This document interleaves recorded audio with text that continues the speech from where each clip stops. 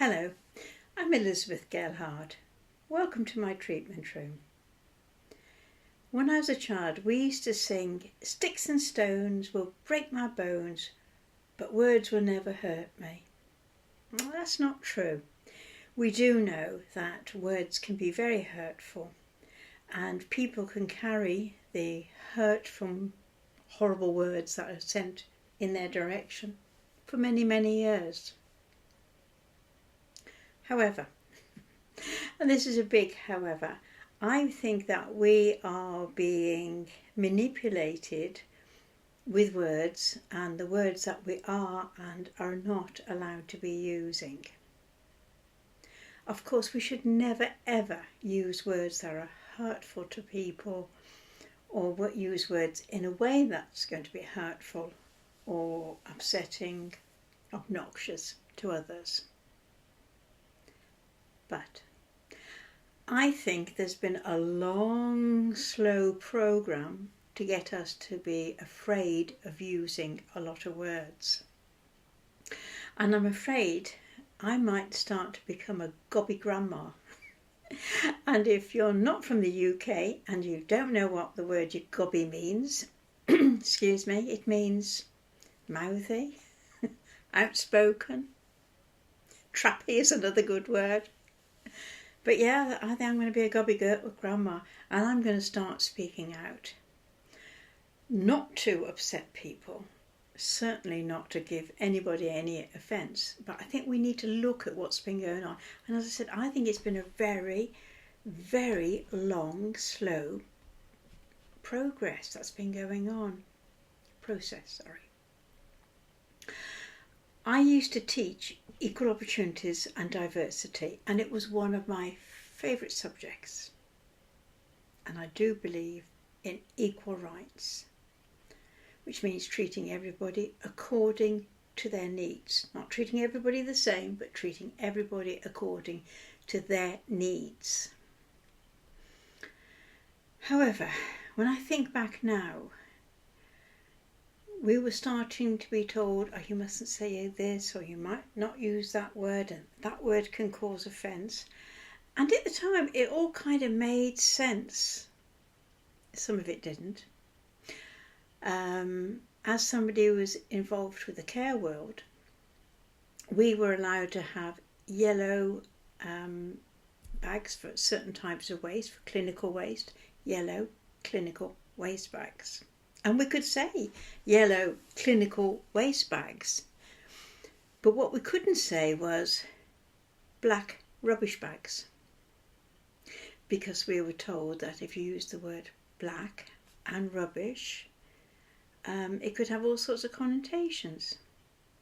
And I can remember some of the managers who I worked with who were black saying to me, "That's ridiculous."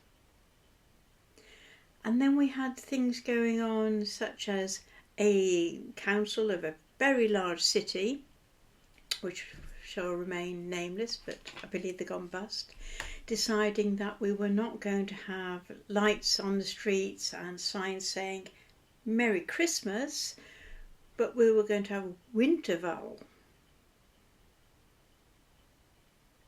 because we didn't want to cause offence. We need to really start looking and thinking about this. Who is deciding what we can and can't say? And without using words that are offensive to people, obviously, but other things that certainly on platforms like this, there's a lot of things we're not allowed to say. Or even intimidate. Intimate, not intimidate. You have to do this when you come to do it again later. Okay. But there's lots of words that we're not allowed to be using because certain people don't think we should. We're now being told that there's a sort of an online safety bill coming out which is going to keep people safe. Yes, people should be kept safe. Yes, there are horrible, horrible things happening on the internet, and there is grooming of children happening on the internet, and there are people being spiteful to other people on the internet. I use Twitter, but sometimes I'm absolutely horrified at how vindictive and nasty people can be in their comments to other people. Why? Why are we doing this?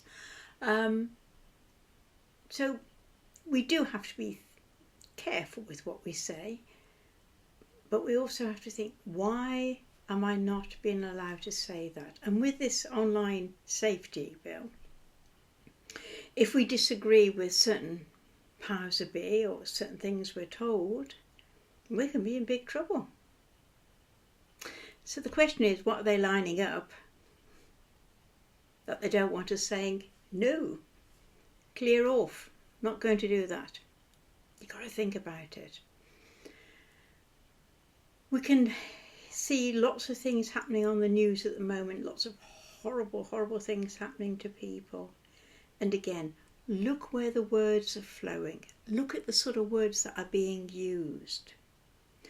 So on one hand, we've got curtailing of words that we can use, but we've also got words being used to make us think and act in certain ways. Words are really, really powerful. But if this gobby grandma is told she's not allowed to say something that she feels she needs to say, she will. Thank you for listening.